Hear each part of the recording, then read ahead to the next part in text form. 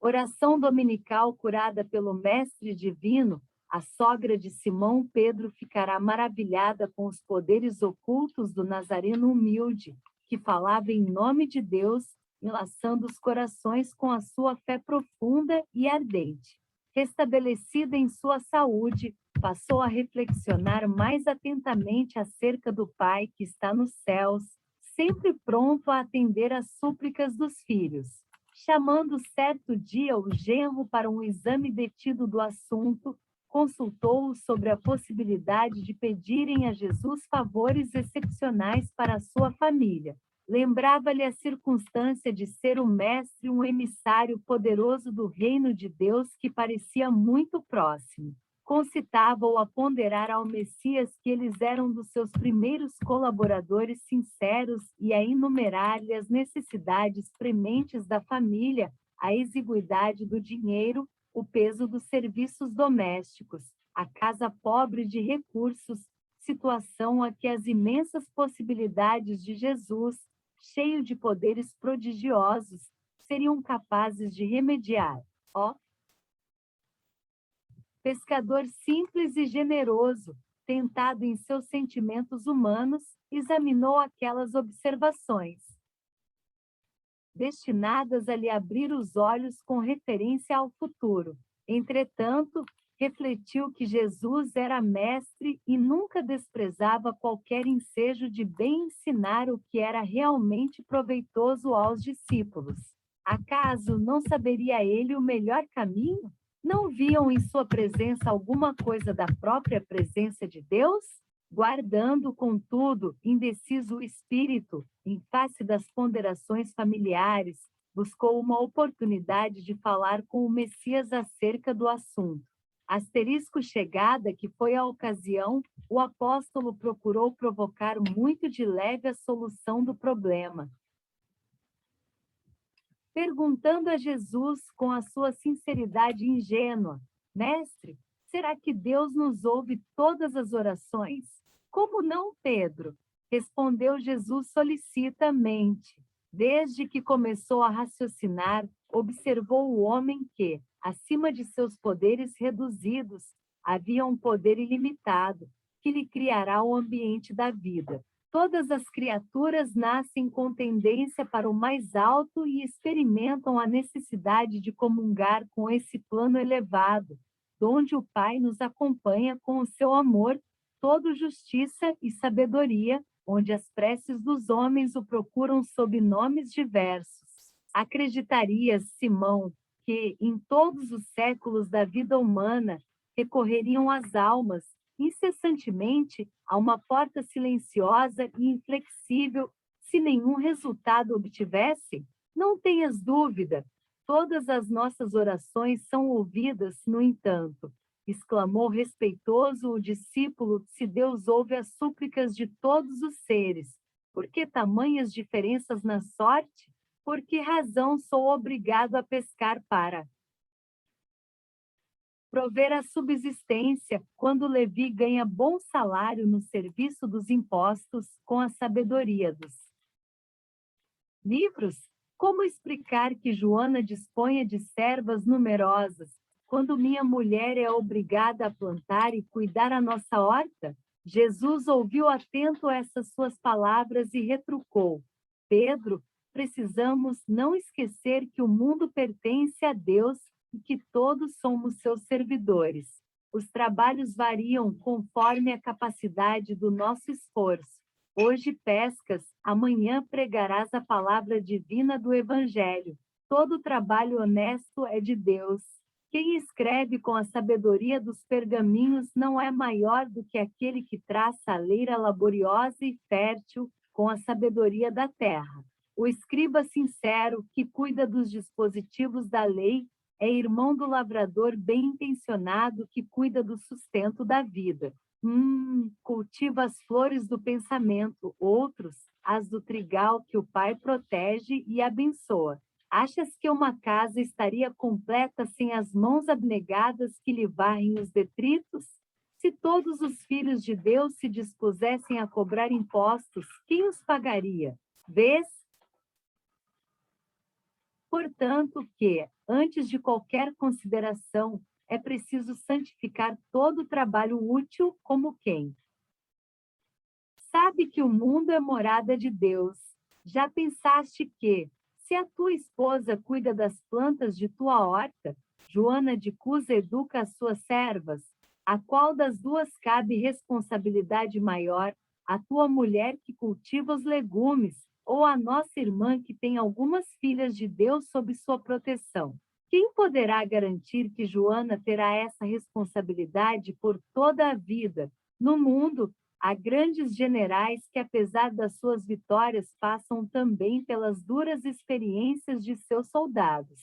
Assim, Pedro, precisamos considerar, em definitivo, que somos filhos e servos de Deus, antes de qualquer outro título convencional dentro da vida humana. Necessário é, pois, que disponhamos o nosso coração a bem servi-lo, seja como rei ou como escravo, certos de que o Pai nos conhece a todos e nos conduz ao trabalho ou à posição que mereçamos.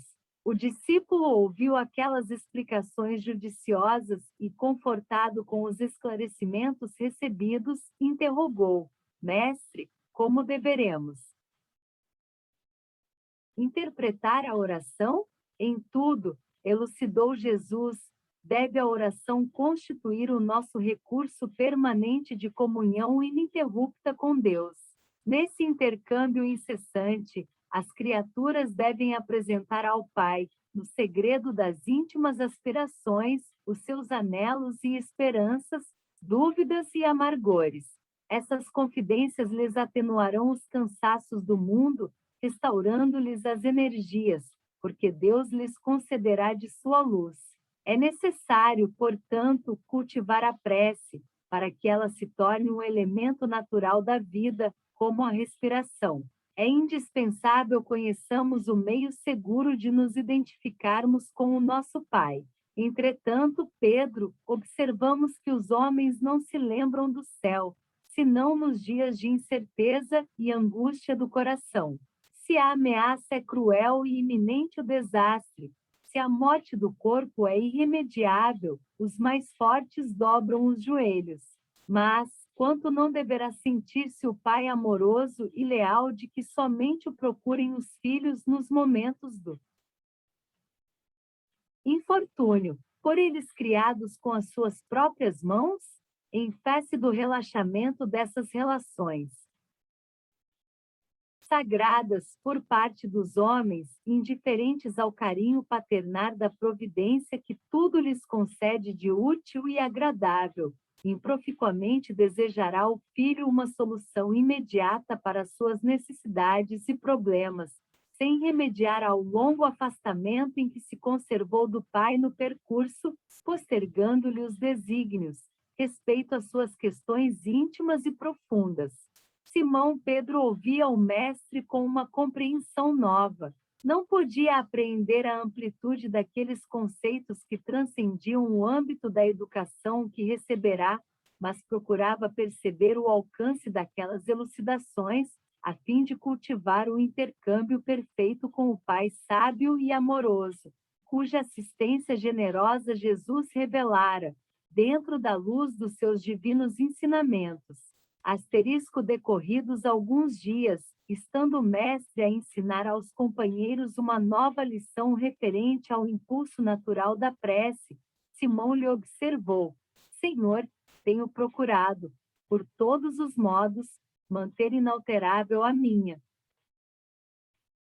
comunhão com Deus, mas não tenho alcançado o objetivo de minhas súplicas. E que tens pedido-a? Deus? Interrogou o mestre, sem se perturbar. Tenho implorado a sua bondade que aplane os meus caminhos com a solução de certos problemas materiais. Jesus contemplou longamente o discípulo, como se examinasse a fragilidade dos elementos intelectuais de que podia dispor para a realização da obra evangélica. Contudo, evidenciando mais uma vez o seu profundo amor e boa vontade, esclareceu com brandura e convicção: Pedro, enquanto orares pedindo ao Pai a satisfação de teus desejos e caprichos, é possível que te retires da prece inquieto e desalentado. Mas, sempre que solicitares as bênçãos de Deus, a fim de compreenderes a sua vontade justa e sábia, a teu respeito, receberás pela oração os bens divinos do consolo e da paz. O apóstolo guardou silêncio, demonstrando haver, afinal, compreendido. Um dos filhos de Alfeu, porém, reconhecendo que o assunto interessava sobremaneira a pequena comunidade ali reunida, adiantou-se para Jesus, pedindo: Senhor, ensina-nos a orar. Dispondo-os então em círculo e como se mergulhasse. Pensamento no invisível oceano de luz, o Messias pronunciou, pela primeira vez, a oração que legaria à humanidade. Elevando o seu espírito magnânimo ao Pai Celestial e colocando o seu amor acima de todas as coisas, exclamou: Pai nosso, que estás nos céus, santificado seja o teu nome. E, ponderando que a redenção da criatura nunca se poderá efetuar sem a misericórdia do Criador, considerada a imensa bagagem das imperfeições humanas, continuou: Venha a nós o teu reino, dando a entender que a vontade de Deus, amorosa e justa, deve cumprir-se em todas as circunstâncias, acrescentou: Seja feita a tua vontade, assim na terra como nos céus, esclarecendo que todas as possibilidades de saúde, trabalho e experiência chegam invariavelmente para os homens da fonte sagrada da proteção divina, prosseguiu: O pão nosso de cada dia dá-nos hoje, mostrando que as criaturas estão sempre sob a ação da lei de compensações e que cada uma precisa desvencilhar-se das penosas algemas do passado obscuro pela exemplificação sublime do amor. Acentuou: Perdoa-nos as nossas dívidas, assim como nós perdoamos aos nossos devedores. Conhecedor, porém, das fragilidades humanas, para estabelecer o princípio da luta eterna dos cristãos contra o mal, terminou a sua oração, dizendo com infinita simplicidade: Não nos deixes cair em tentação e livra-nos de todo mal, porque teus são o reino, o poder e glória para sempre. Assim seja. Levi, o mais intelectual dos discípulos, tomou nota das sagradas palavras, para que a prece do Senhor fosse guardada em seus corações humildes e simples. A rogativa de Jesus continha, em síntese, todo o programa de esforço e edificação do cristianismo nascente. Desde aquele dia memorável, a oração singela de Jesus se espalhou como um perfume dos céus pelo mundo inteiro.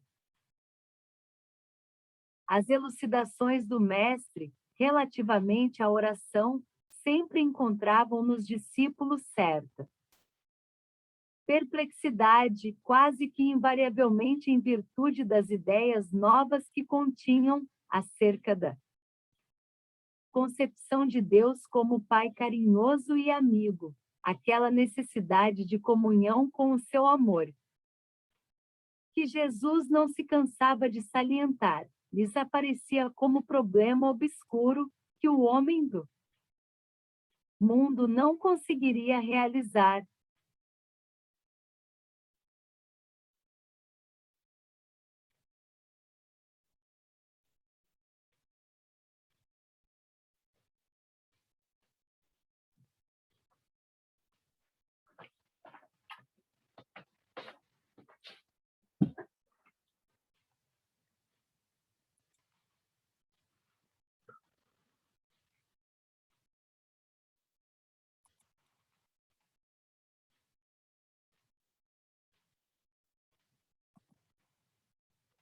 Oração dominical curada pelo mestre